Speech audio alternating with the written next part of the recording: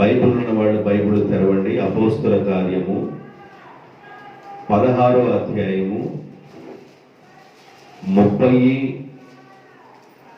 31, 32, 33 వచనాలు. వారిని వెలుపలకి తీసుకొని వచ్చి, అయ్యలారా, రక్షణ పొందుటకు నేనేమి చేయవలనని అనెను. అందుకు వారు, ప్రభువైన యేసునందు విశ్వాసముంచుము, అప్పుడు నీవును నీ ఇంటి వారును రక్షణ పొందుదురు అని చెప్పి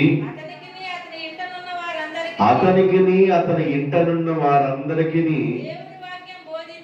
దేవుని యొక్క వాక్యమును బోధించిరి.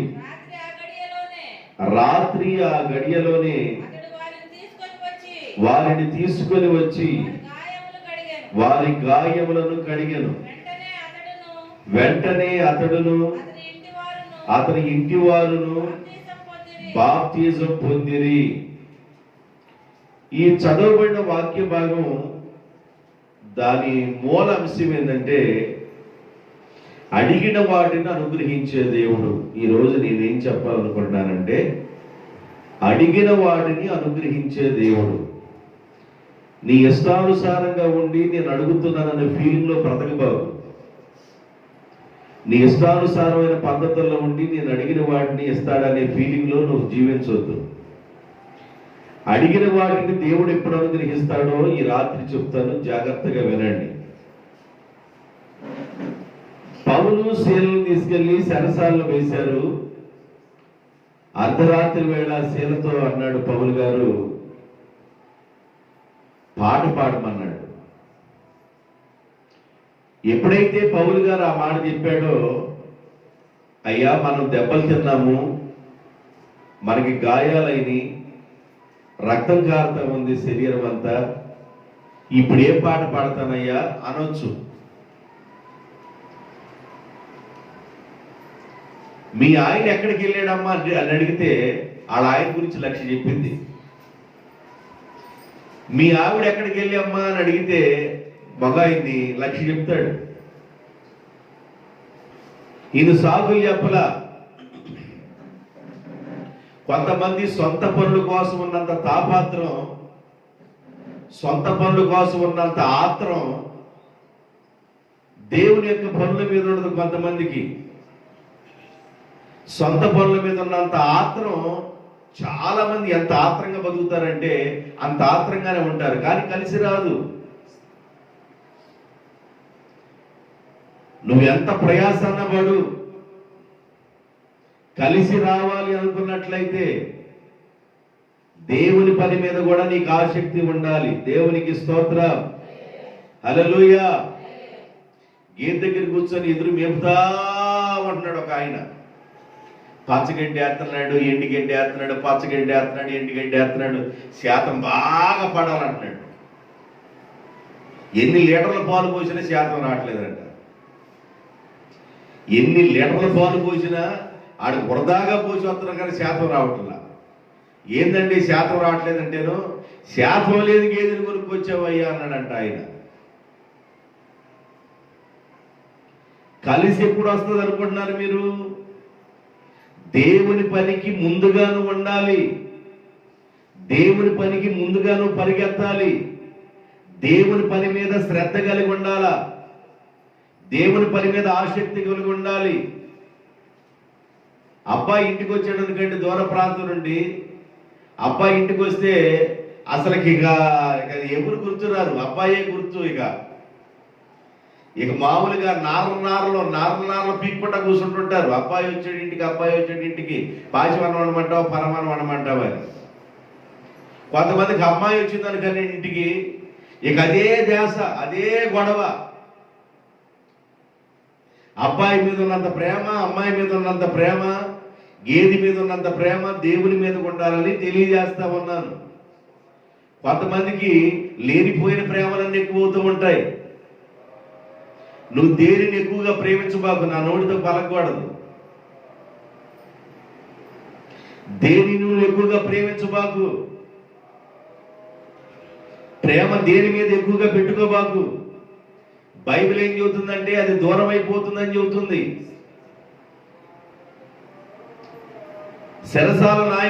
చెరసాలలో ఉన్న శీల సాగు చెప్పొచ్చు, అయ్యా మనం దెబ్బలు తిన్నాము, గాయాలైపోయింది, రక్తం కారుతా ఉంది, శరీరం అంతా ఉబ్బిపోయింది, ఈ టైంలో ఏం పాట అయ్యా అనొచ్చు. నాయకుడు ఎప్పుడైతే పాట పాడు శీల అని అన్నాడో వెంటనే అర్ధరాత్రి వేళ పాటలు ప్రార్థన ప్రారంభించారు. దేవునికి స్తోత్రం. ఏమైందంటే విచిత్రం ఏం జరిగిందంటే చెరసాల పునాదుల్లో భూకంపం కలిగి బద్దలైపోయి చెరసాలు తెరవబడిని, ఆ సంఖ్యలు తెగిపోయినాయి, ఆ జైలు గోడలో బద్దలైపోయినాయి. అక్కడున్న ఖైదీలందరిని బయటికి తీసుకొచ్చి వాక్యం చెబుతూ ఉన్నాడు పౌలు గారు. ఎంత జరిగినా చెరసాల నాయకుడికి మెలకువ లేదు, ఎంత భూకంపం వచ్చినా చెరసాల నాయకుడికి మెలకువ లేదు. అంటే అక్కడ చెరసాల నాయకుడు ఎంత కంట్రోల్లో ఉన్నాడో ఒకసారి చూడండి. కొంతమంది ఎన్నన్నా జరగని, ఏదన్నా జరగని, పడుకుంటేక సత్య సావటం, లేదా ఉదయకాల ప్రభు లేపితే లేకపోవటం, ఇక అంతే.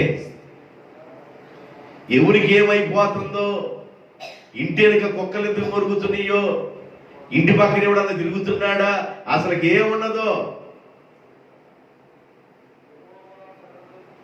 అలాంటి వాడు చెరసాల నాయకుడు. మెలుకు వచ్చి చూసుకుంటే ఒక్క ఖైదీ లేరు లోపల. చెరసాల నాయకుడు తన హాని చేసుకోబోతున్నప్పుడు పౌలు అంటాడు, నువ్వు ఏ హాని చేసుకోవాల్సిన అవసరము లేదు. ఒక్క ఖైదీ కూడా పారిపోయి బయటకు వెళ్ళలేదు, అందరం ఇక్కడే ఉన్నామని. అంటే ఆడ దగ్గరికి వెళ్ళి పౌలు గారు చెబుతున్న మాటలు వింటా వింటా వింటా వింటా వింటా వింటా వింటా ఉండగా ఆయనలో విశ్వాసం పెరిగి అసలు అక్కడ ఉన్న ఖైదీలందరూ వదిలిపెట్టి పౌలు గారిని తీసుకొని తన ఇంటికి వెళ్ళిపోయాడు అర్ధరాత్రి వేళ.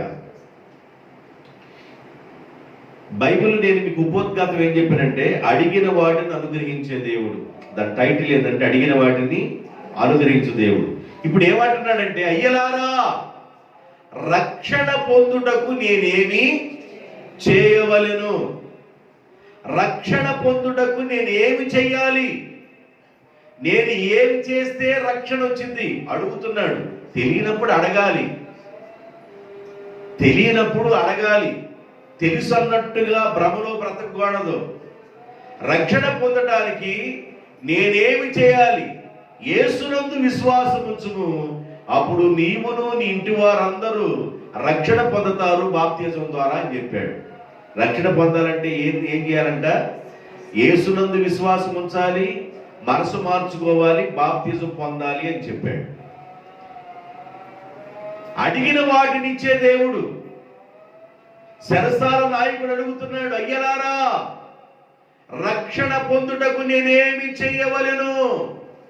ప్రభు అయిన యేసునందు విశ్వాసం ఉంచుము, అప్పుడు నీవును నీ ఇంటి వారును రక్షణ పొందుదురు, మీరందరూ బాప్తిజం పొందాలన్నప్పుడు ఆ అర్ధరాత్రి వేళ తన ఇంటిలో ఉన్న వారందరూ బాప్తిజం పొంది రక్షింపబడ్డారు.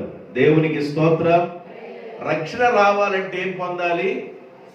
రక్షణ రావాలంటే ఏం చేయాలి? బాప్తిజం పొందాలి. ఏం పొందాలి? బాప్తిజం పొందాలి. బాప్తిజం అనేది చాలా ప్రాముఖ్యమైనది. కొంతమందికి ఇన్ని సంవత్సరాలన్నా ప్రభు దగ్గరికి వెళ్ళు, ఎండ్రకాయల్లాగే ఉండిపోతారు. అట్లాగే మామూలుగా జీరగ పెట్టలాగే ఎండ్రకాయల్లాగే ఉంటారు, కానీ బాప్తిజాలు పొందరు.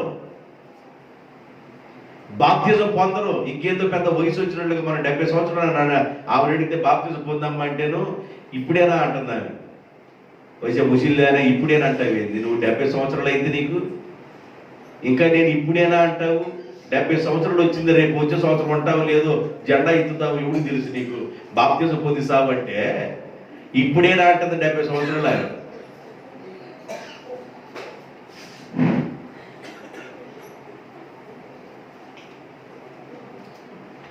రక్షణ పొందాలంటే బాప్తిజం పొందాలి.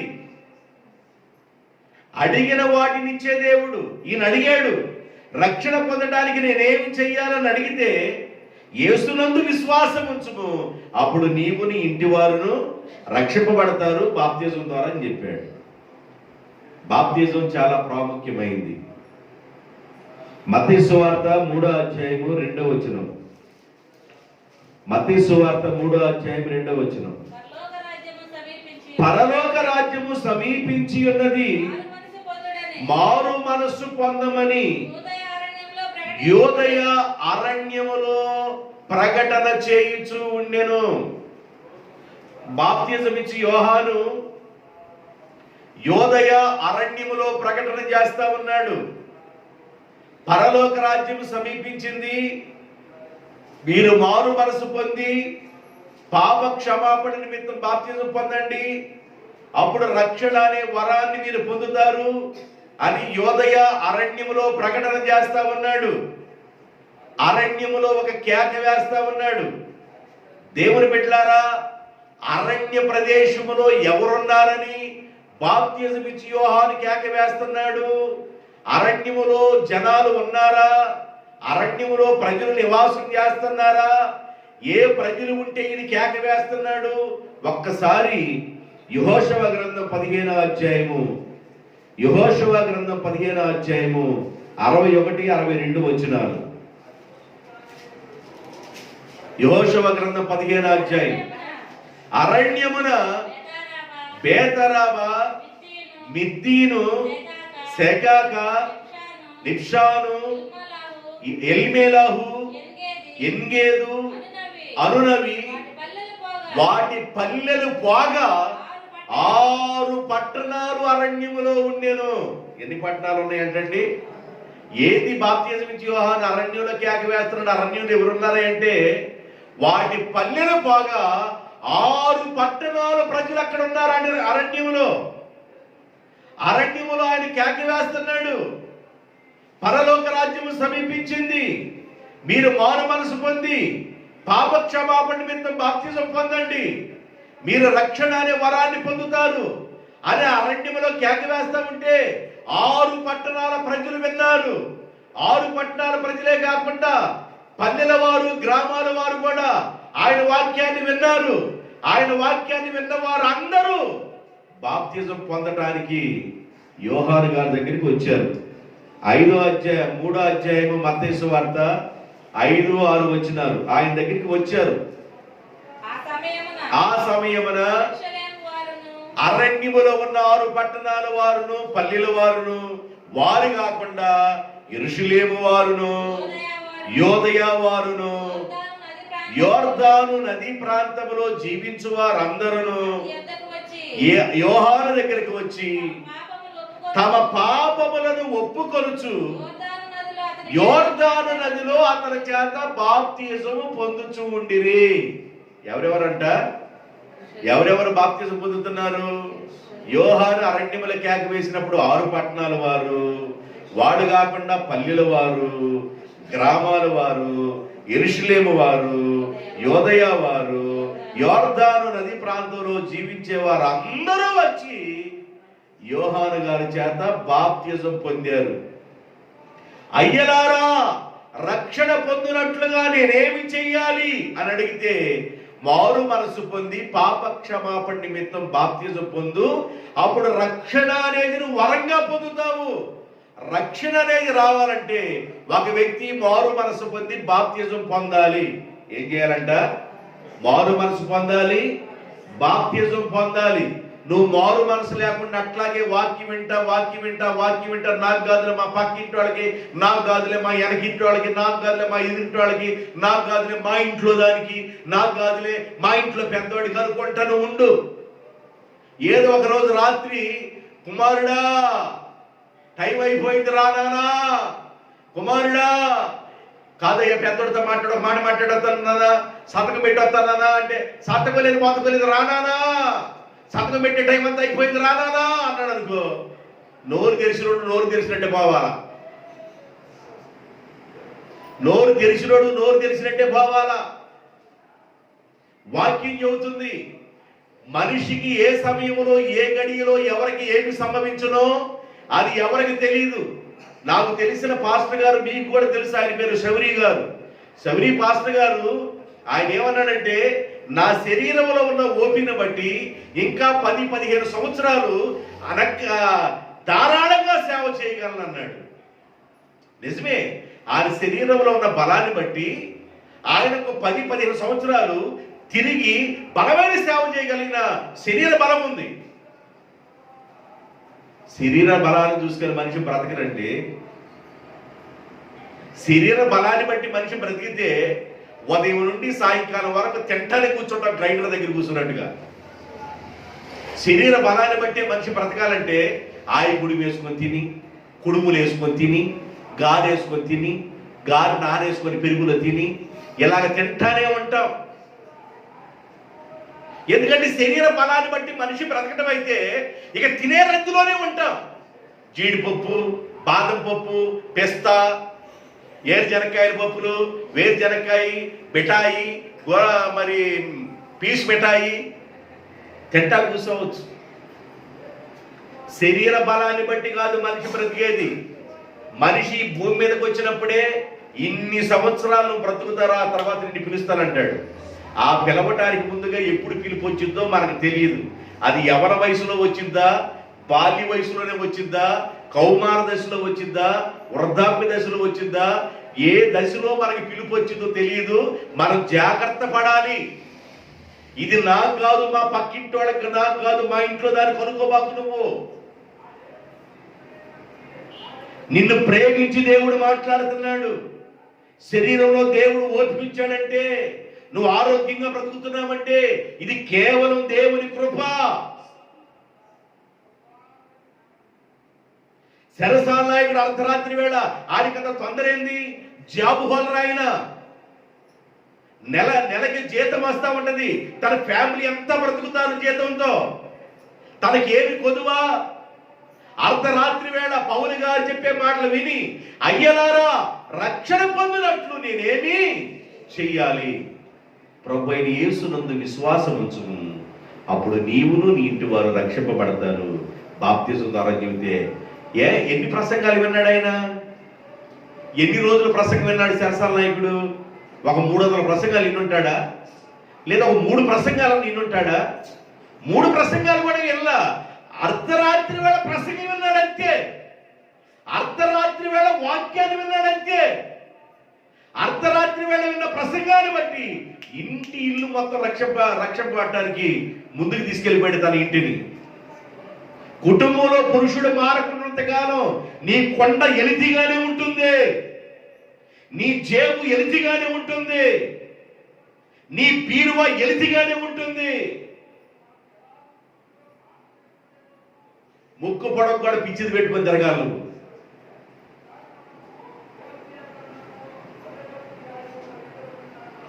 దేవుని పెట్టారా? నాకు కాదు, మా బాబుకి నాది కాదు, మా పక్కింటోడు కలుగో బాబు, నీకే దేవుడు మాట్లాడుతున్నాడు. రక్షణ పొందినట్లుగా నేనేమి చేయాలి? బాప్తిజం పొందండి. దేవునికి స్తోత్రం.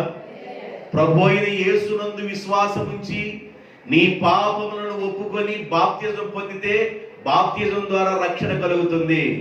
యోదయ అరణ్యములో పరలోక రాజ్యము సమీపించిందని ప్రకటించుచుండగా అరణ్యములో 6 పట్టణాల వారు కాకుండా పల్లెల వారు గాని, గ్రామాల వారు గాని, యెరూషలేము వారు, యోర్దాను నది ప్రాంతంలో జీవించేవారు, ఆ ప్రాంతంలో ఉన్న వారు అందరూ వచ్చి యోహాను చేత బాప్తిజం పొంది రక్షింపబడ్డారు. దేవునికి స్తోత్రం.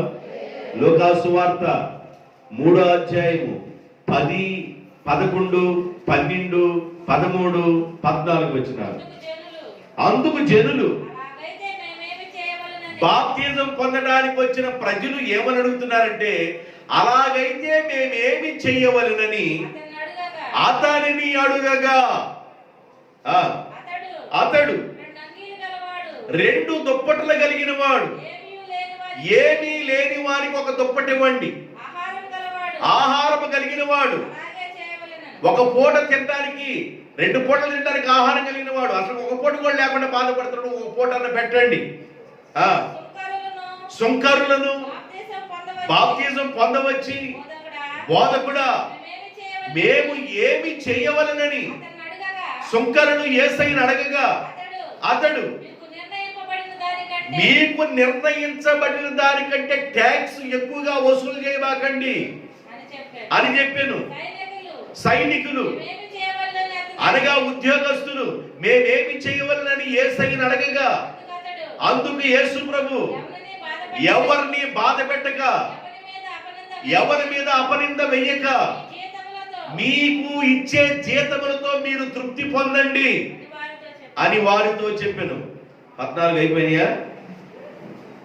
సైనికులు వచ్చారు, సొక్కర్లు వచ్చారు, అనేక మంది ప్రజలు వచ్చారు. మేమేమి చేస్తే పరలోకానికి వెళ్తాం? మేమేమి చేయాలి? మేమేమి చేయాలి? ఈ భూమి మీద ఉండగా ఆహారం కలిగిన వాడు ఏమి లేక బాధపడుతున్నాడు, ఓ పూట అన్నం పెట్టండి.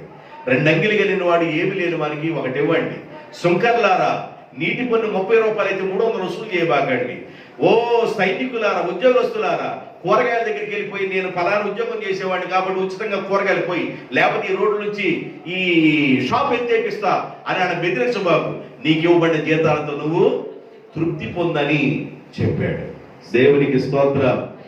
అనేక మంది ప్రజలు బాప్తిజం పొందడానికి యేసయ్య దగ్గరికి, యోహాను గారి దగ్గరికి వచ్చారు. అనేక మంది ప్రజలు యేసయ్య దగ్గరికి వచ్చారు, యోహాను దగ్గరికి వచ్చారు. దేవునికి స్తోత్రం. హల్లెలూయా. అపోస్తుల కార్యం 2వ అధ్యాయం 38వ వచనం. అపోస్తుల కార్యం 2వ అధ్యాయం 38వ వచనం.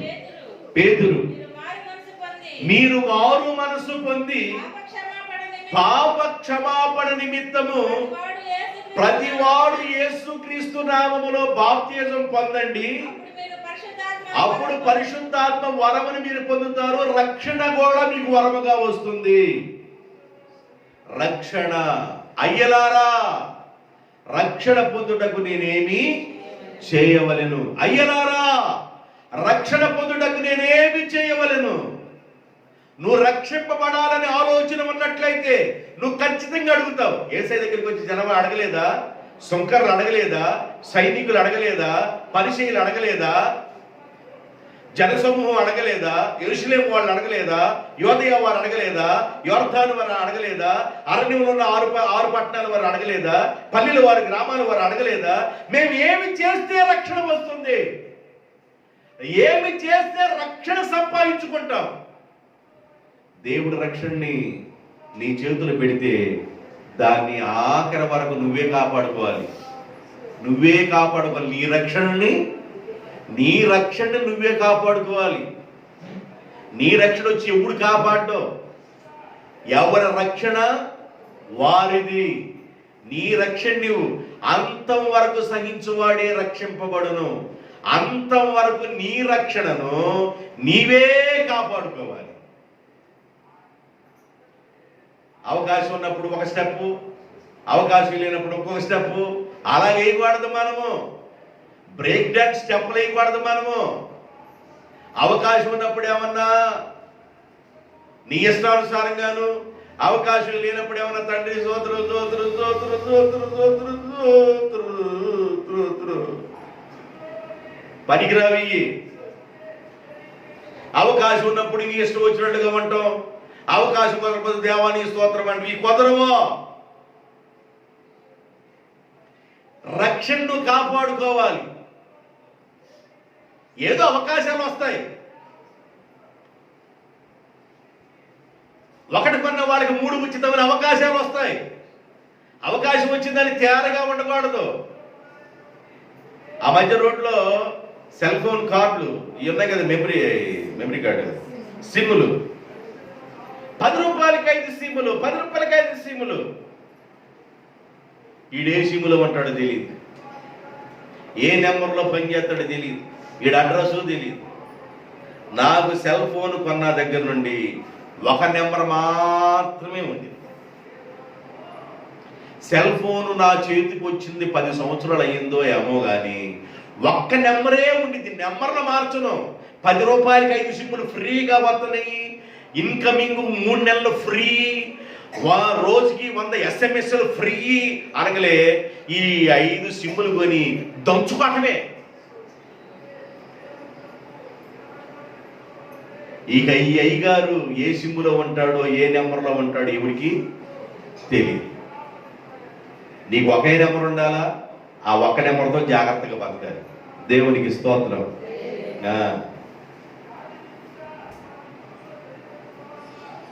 నీళ్ళలో పడి బకెట్లో పడి బాప్తిజం పొందింది, అయినా ఆ నెంబరే తీసుకోవాలి నువ్వు.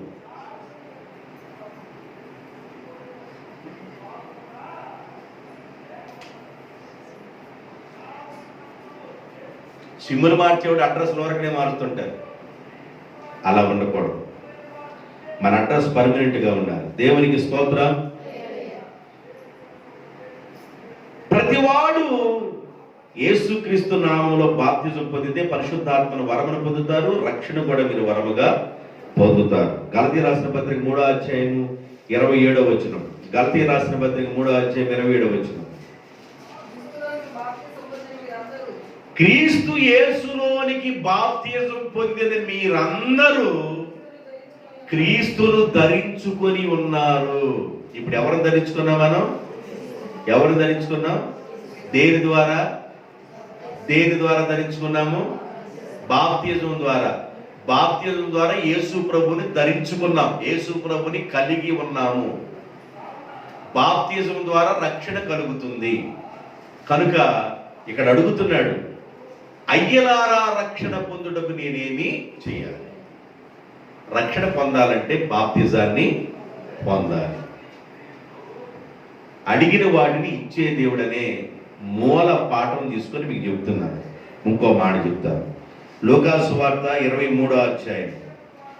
లూకాసు వార్త 23వ అధ్యాయము 42-43 వచనాలు. ఆయనను చూచి యేసు ఈయన అడుగుతున్నాడు, అడిగిన వాటిని ఆయన ఇచ్చే దేవుడు. యేసు, నీ రాజ్యముతో నువ్వు వచ్చినప్పుడు నన్ను జ్ఞాపకం చేసుకోవా అని శిలువ మీద దొంగ అడిగాను. అందుకు యేసయ్య వారితో, నేడే నువ్వు నన్ను అడిగావు కాబట్టి నేడే నీవు నాతో పరదేశీలో ఉందువు. దేవునికి స్తోత్రం. ఐస్ బండి వచ్చిందండి,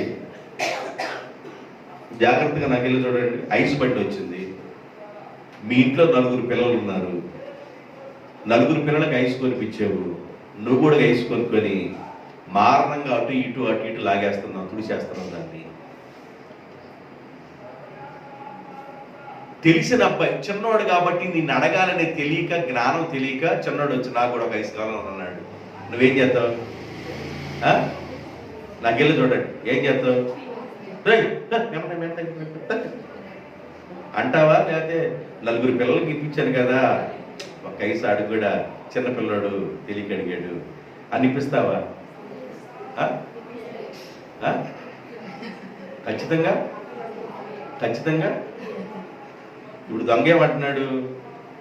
నీ రాజ్యంతో వచ్చినప్పుడు ఆలస్యం ఏం చేయాలి యేసు ప్రభు? నేడే, ఈరోజే నీవు నాతో కూడా పరదేశంలో ఉంది. నువ్వు అడిగావు కదా, ఆ పక్కనోడికి అడగటం బదల్లా.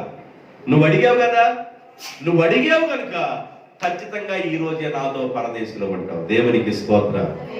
హల్లెలూయా. అడగాలి. అడగండి అమ్మ కూడా అన్నం పెట్టదు. నువ్వు అడగాలి. ప్రభు సన్నిధికి వెళ్ళి పదే నువ్వు అడగాలి.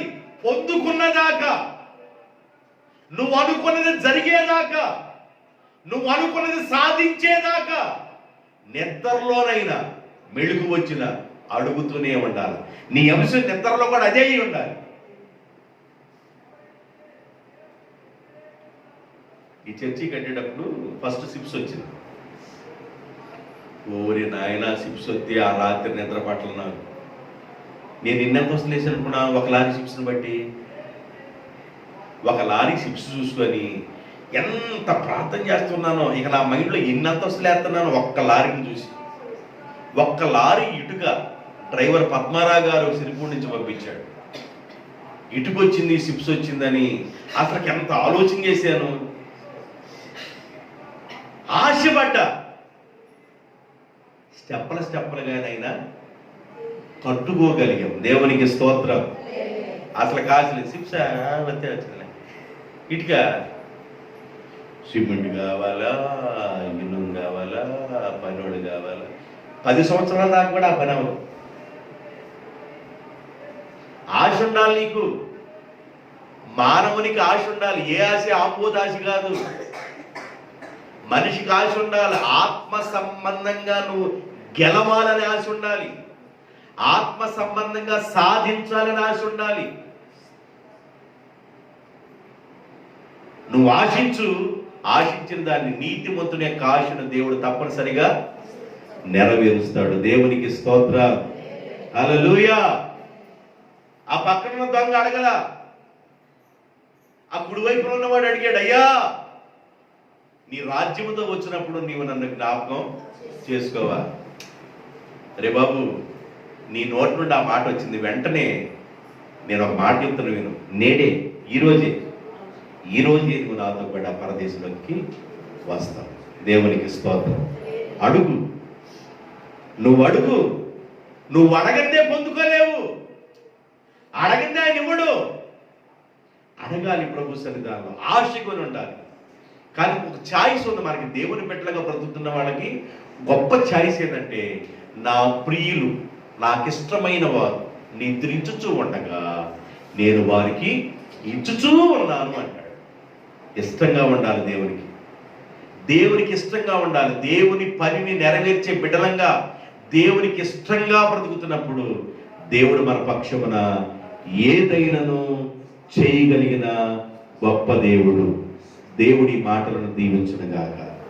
తరల వంచండి, ప్రార్థన చేద్దాం. తరల వంచండి, ప్రార్థన చేద్దాం.